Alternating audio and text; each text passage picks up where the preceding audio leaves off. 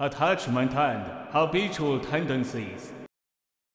Welcome back for another deep dive with us. Today, we're going to explore a fascinating Buddhist dialogue recorded on the roots of affliction and the path to transformation. Our task is to extract some key takeaways from this conversation between a master and a disciple. Why do we feel sad or greedy? Where do these afflictions truly come from? Is there a way to transform them? The dialogue begins by addressing the grief experienced when a loved one passes away. It seems normal to feel pain when losing a family member, but does this text go deeper? Yes, it does. The text points out that this kind of sadness comes from unfamiliarity or not being used to something, and this habit is, at its core, a form of attachment and entanglement. There's a metaphor I find quite good. If your hand is tightly gripping an old item, even if there's a better treasure right in front of you, you won't have a free hand to take it. The crucial point is that we ourselves are grasping and refusing to let go. Our own attachment is the source of suffering. So, the core view of this text is that, often, the suffering isn't the event itself, but rather the habit that our minds, so to speak, chooses to cling to tightly. This is a state that can be changed through awareness. These attachments and entanglements are essentially ingrained habits cultivated over a long period. Cultivated sounds a bit abstract. Could you explain it more? You can imagine like clothes left next to incense for a long time.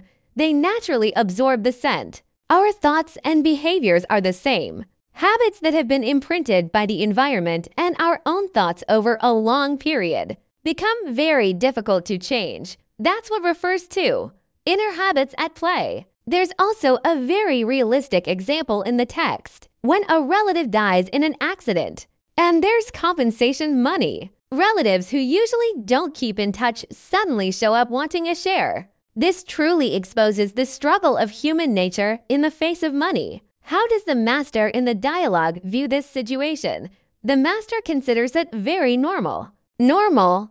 Yes. He says that sentient beings inherently have afflictions, and within these afflictions, greed naturally exists. This desire to take advantage is also a habit cultivated and established over a long period. So, there's no need to be too surprised by it. Even more interestingly, a question is posed here.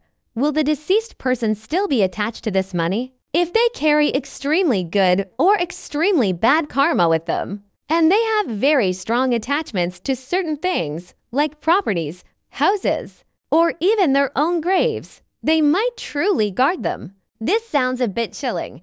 Can they still influence affairs in our world? According to the text, it's possible. Such attachments can indeed influence those who try to access these assets in an invisible way, although they may not have any actual ability to move money or objects. That intense thought of this is mine might interfere with the thoughts of living people, or make things less smooth. Of course, this comes with conditions.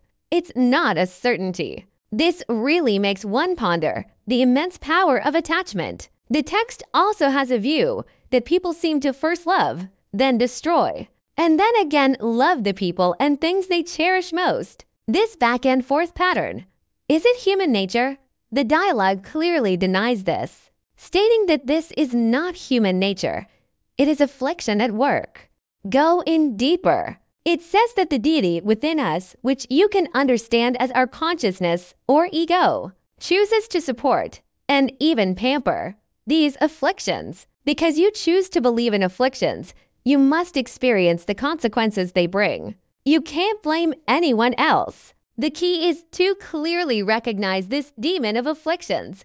This makes me wonder if we, too, often unconsciously support and pamper some of our own little afflictions. For example, we know certain behaviors lead to suffering, like gluttony causing illness, as mentioned in the text. But why do we keep repeating them? How can we truly change? This transformation, which the text calls transforming karma actions, hinges on whether you truly understand cause and effect. That is, when you are genuinely afraid of the bad outcome from the bottom of your heart and genuinely aspire to a good outcome, that motivation for change will emerge. As the text says, gluttony leads to illness. Many people have probably experienced this. They know late-night snacks are bad, but when the habit kicks in, their hands just don't listen. This is a concrete manifestation of affliction at play. If one suffers excruciating pain due to overeating and deeply experiences the harm, perhaps they can temporarily stop. But the text also reminds us that some habits are very stubborn. It quotes, "Only petty people and women are difficult to raise," but immediately clarifies that this is not about gender. It's an analogy for certain afflictions being very difficult to deal with and prone to relapse. It even uses Empress Wuzishan and heavenly goddesses as examples to illustrate that women can also transcend afflictions. The point is that once the wounded heals, the pain is forgotten, and it's easy to repeat the mistake. So you see, from the very beginning, the root of attachment gives rise to afflictions like greed. To transform karma and make a change, one must return to the core principles of cause and effect. This requires continuous awareness and deep conviction. Well, we've dug up quite a bit from this dialogue. After discussing all this, what significance does it hold for you? The core message is that much of our suffering and struggle actually comes from habits and attachments we've cultivated day by day. Exactly. And being able to identify these inner patterns, then understanding why they keep appearing from the perspective of cause and effect. That's the first step to change. This truly is a process that requires looking inward and continuous effort. Ultimately, it's up to you. Are you truly determined to change? Finally, here's a question for you to ponder. The dialogue mentions that some attached spirits of the deceased guard properties they can no longer actually control in your own life. Are there any attachments, visible or invisible, that you might also be clinging to, but which perhaps no longer truly benefits you?